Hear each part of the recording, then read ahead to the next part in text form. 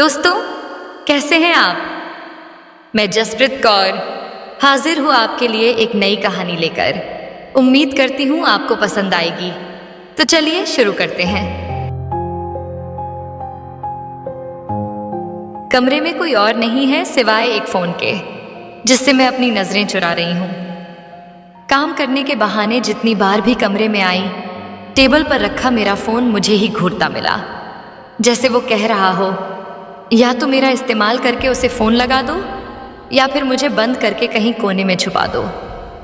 मैं भी तो यही चाहती हूँ, लेकिन कर नहीं पा रही हूँ, पता नहीं क्यों। पर मानो ऐसा लग रहा है जैसे फोन पर कहीं उसकी बातें रेल की तरह मेरे जहन में घूम रही है। कैसी हो? अरे, मैं याद हूँ या भूल गई? मैंने हाल ही में यहाँ नई जॉब ज्वाइन की है। मुरार में ऑफिस है। 3 दिन से किराए पर कमरा ढूंढ रही हूँ, मिल नहीं रहा। फिर याद आया कि तुम भी यही हो। बहुत हिम्मत करके तुम्हें फ़ोन किया। अगर कुछ दिनों के लिए तुम्हारे घर रह पाऊँ तो। कहते कहते उसकी आवाज़ का झिझकना, शब्दों का टूट जाना, न कहते हुए भी कितना कुछ कह गई थी वो। मैं तो जैसे उसकी उन सब बातों को भूल सी गई थी, लेकिन वो मुझे नहीं भूली। उसे मैं याद हूँ, हमारी दोस्ती याद है। उसने आज तक मेरा नंबर अपने पास रखा है। वैसे इतने सालों में ना मेरा नंबर बदला, ना घर का पता, इसलिए ये महज एक इत्तेफाक ही है कि आज हमारी बात हो पाई। और ये भी कि उसका ऑफिस मेरे घर के पास है। फिर जब से ये शहर स्टूडेंट हब बना है, यहाँ अकेली लड़कियों के लिए कमरा मिलना कितना मुश्किल हो गया। ऐसे में अगर वो मेरे घर में किराए से रहना चाहती हैं तो बुरा ही क्या है? बुराई तो तब भी कुछ नहीं थी। मैं ही बस सोसाइटी और पति के बनाए खोखले ढांचे से बाहर नहीं निकल पाई थी और एक खुशगवार दोस्ती से मुंह मोड़ लिया था। उस दोस्ती की जांच 8 सालों बाद दबी हुई चोट के मीठे दर्द की तरह उभरी है, जो अब तक मन की परतों के नीचे घुट घुट कर सांसें ले रही थी। बहुत देर की कशमकश के बाद मैं अपना फोन लेकर सोफे में धंस गई हूँ। अब जानना चाहती हूँ, फोन करके उससे सब पूछना चाहती हूँ कि इतने सालों में उसने क्या किया, कैसे इस गंवार दुनिया में अपनी अलग तरह की मोहब्बत को जिंदा रख पाई, रख भी पाई या शादी कर ली किसी लड़की से। या अगला शब्द मन में आते ही मेरे हाथों के बाल उसी तरह खड़े हो गए जैसे सालों पहले इस बात की भनक पड़ने पर हुए थे। सब्र की दुआ में मैंने अल्लाह को याद किया, लेकिन फिर भी मन को सब्रों सुकून नहीं है। मन तो भाग रहा है उस हॉस्टल की तरफ, उस छत के उस कमरे की तरफ, शैली की तरफ 17 साल पहले पीछे छूटी उस जिंदगी की तरफ। वो हॉस्टल में मेरा पहला दिन था, जब मैं वेटिंग हॉल के सामने खड़े होकर अपने लिए किसी रूम के अलॉट होने का इंतजार कर रही थी। 1 महीने लेट एडमिशन की वजह से ही सारे कमरे लगभग भर गए थे।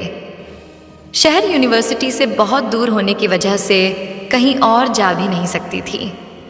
रूम्स की लिस्ट पर वार्डन के साथ साथ घूमती मेरी नज़रों ने जब रूम नंबर 50 के आगे 2 सीटर लिखा देखा तो मैंने फ़ौरन वार्डन से वही रूम मांगा था।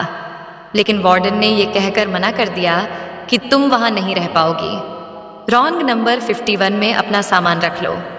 1-2 सीटर रूम खाली होते हुए भी मुझे 4 सीटर में पटकने के लिए मैं वार्डन को तब तक कोसती रही थी जब तक कि मेरी नई बनी रूममेट निधि ने मुझे रूम नंबर 50 का राज नहीं बताया था। उस दिन वो राज सुनकर ना सिर्फ मेरे रोंगटे खड़े हो गए थे, बल्कि चौंकते हुए मेरी जुबान से निकला था, क्या वाकई? हाँ, कहती तो सभी यही है कि वो लेस्बियन है, बाकी तो अभी तक किसी ने नहीं किया।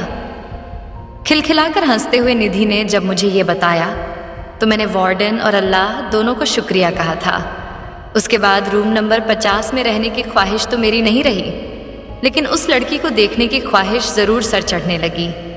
मैं देखना चाहती थी इस शौक को पालने वाली लड़कियां दिखने में नॉर्मली होती है या आम लड़कियों से अलग।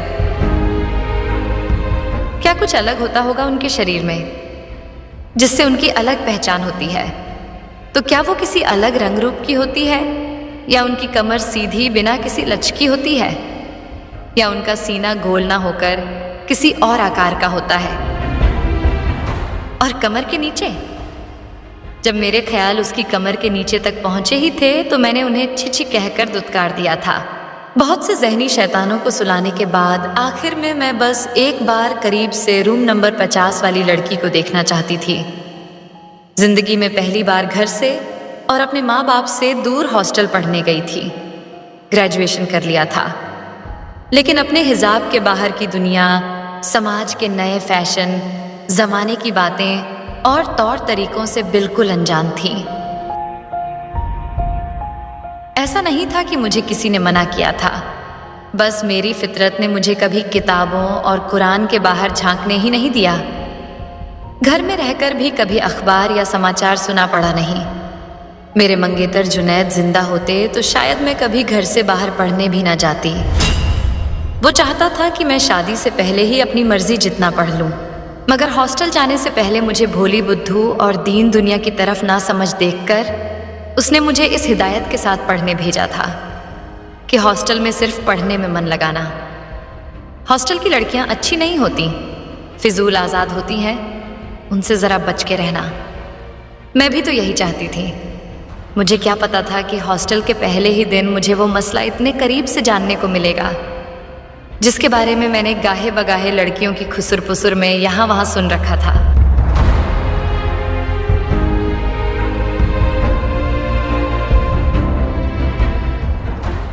आप सुन रहे हैं रूम नंबर 50 गर्ल, मेरे यानी जसप्रीत कौर के साथ। जल्द मिलते हैं अगले एपिसोड में ओनली हाई रेटेड स्टोरी पर।